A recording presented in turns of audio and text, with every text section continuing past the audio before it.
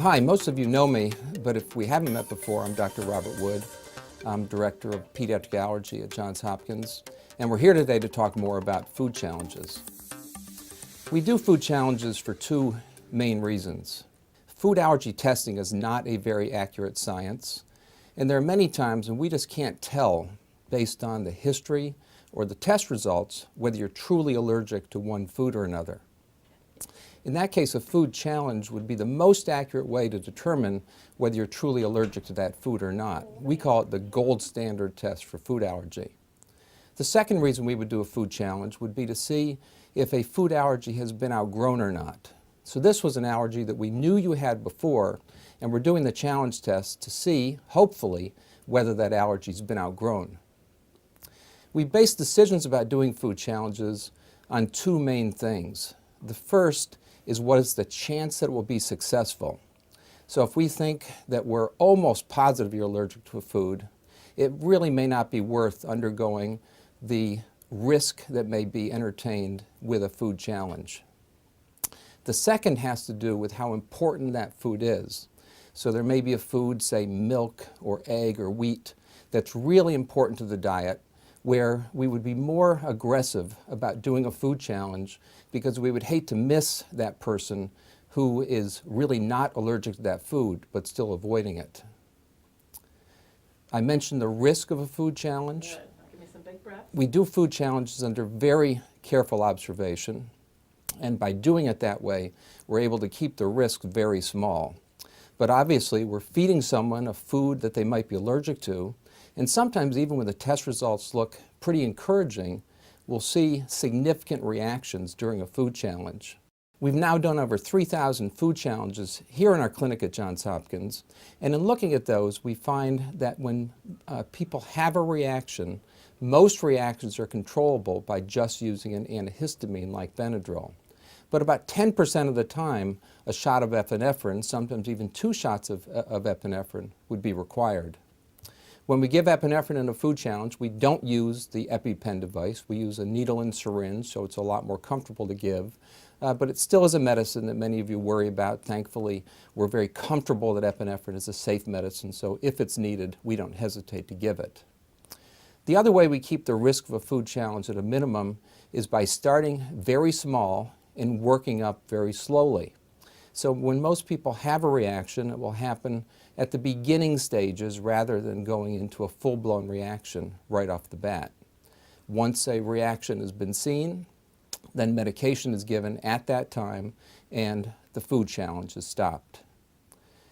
Thankfully, we have never had to keep anyone beyond a 3 or 4 hour waiting period and have never had to admit someone to the hospital after these 3,000 food challenges we've done here at Johns Hopkins. In the course of this video, you're going to learn lots more about the nitty-gritty of a food challenge, and you're going to find this incredibly useful in preparing you and your child for this upcoming visit when you're going to have the challenge performed. What I wanted to do is give you some sense of why we do them. It should make sense in your mind why you have an upcoming food challenge, because you've met one of those criteria.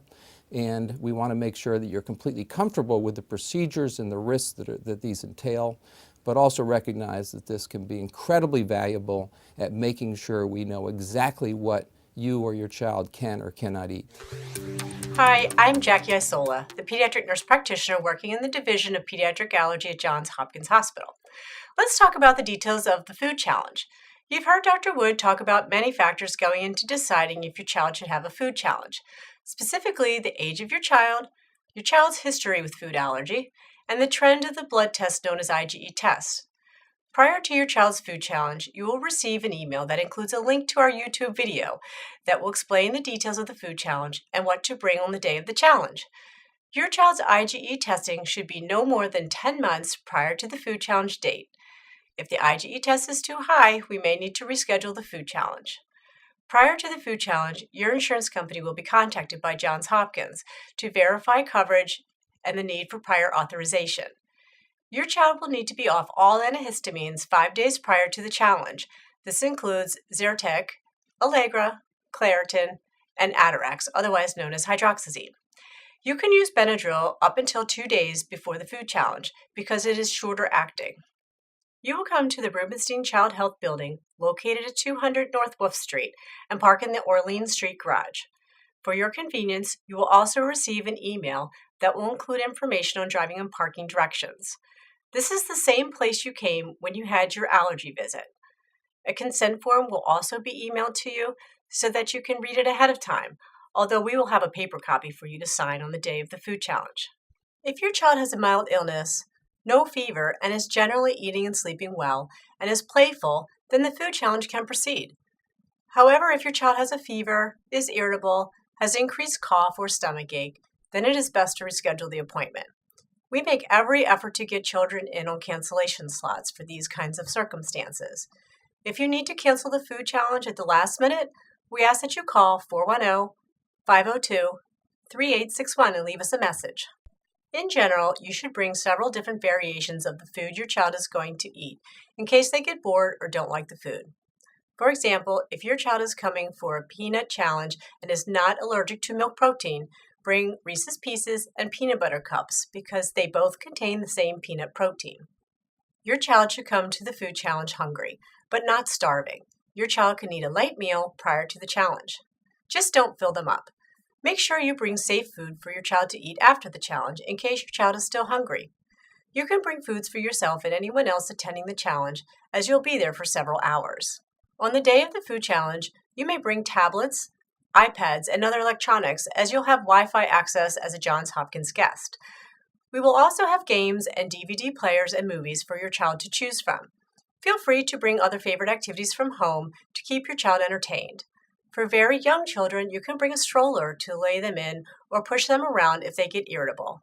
We understand that challenges are very exciting, but can also be stressful and anxiety-producing, not only for the parent, but for the child as well. Remember that children take cues from their parents, so have a discussion with your child prior to the challenge. You might want to say you don't believe they are allergic to the food anymore, and that we want to introduce the food in a safe way by eating the food for the first time in our clinic. You want to avoid words like test, pass, and fail because children have rigid ideas about tests and they have no control over passing or failing. Some children take it personally that somehow they are responsible for passing or failing the test. Let them know they will be offered a variety of different foods so that if they don't like something, they don't have to eat just one food. Reassure them we will go slowly and monitor them carefully. Don't forget to mention that we have movies and games so they know they won't be sitting in an exam room for hours with nothing to do. Food challenges are scheduled on Tuesday mornings and Thursday afternoons. There are about 4 to 5 food challenges occurring simultaneously, so your child will not be the only one, but rest assured that there will always be someone close by at any given time and you will not be left alone. Plan for about 4 hours for the food challenge. You need to arrive no later than 8:30 on Tuesday morning or 12:30 on Thursday afternoon. You do not need to arrive any earlier than that. When you come into the clinic, you will take a number and you'll be called up to register. A nurse will call you and your child back to the triage room so you can get an accurate weight and vital signs taken. You will then be taken back to an exam room. You can immediately help your child select a game or a movie from the cart in the hallway. A staff member will come to discuss any questions you might have about the food challenge, and that's the time you will sign your consent form. The foods you have brought for the food challenge will be reviewed and then taken into the workroom next door to prepare them for dosing. We will do a quick physical exam so we know what your child looks like before we start the food challenge. Each dose will be brought to your room by one of the challenge staff. The challenge food is usually divided into 6 gradually increasing doses, starting with a very small piece and increasing every 10 to 15 minutes. You will receive videos about your child's individual food challenge that will review what you need to bring and how the food challenge will proceed. For example, if your child is doing a baked milk challenge, we will start with a very small piece or a sliver of the cupcake or cake that you baked at home. Or if your child is doing a peanut challenge and we're using the peanut candy such as Reese's Pieces, we will start with 1 Reese's Piece. Your child will be carefully monitored throughout the food challenge, and a staff member is always available, just 1 step away at any given time for any questions or concerns. If your child experiences symptoms during the food challenge, the challenge is stopped and your child is monitored. We're not in a race and can go as slow as we need to go. Often mild symptoms go away and the food challenge can continue. If the symptoms persist, the food challenge is stopped and the child is treated with appropriate medications and monitored for at least 2 hours afterwards to make sure that no symptoms return. If your child does not have any symptoms during the food challenge, we generally keep your child for at least an hour to an hour and a half after they have finished the challenge to make sure there are no late surprises. If we have to treat a reaction during the food challenge, remember, keeping your child safe during the challenge is our primary goal, and we are going to treat any reactions promptly with the appropriate medications. We have all the medications we need available in clinic, including Zyrtec, Benadryl, steroids, epinephrine, and asthma treatments. While you should always carry your child's EpiPen, we will not use your EpiPen to treat a severe reaction during the challenge. We administer epinephrine in a syringe that looks just like the syringe your child receives routine vaccines with in your doctor's office. We administer epinephrine in the arm and not the leg. Once the challenge is finished, you will meet with a nurse practitioner to discuss the outcome and the recommendations for the food introduction at home if indicated.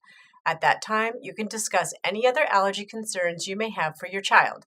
This would also be a good time to ask for prescription refills or have any school forms filled out. I hope this information has been helpful.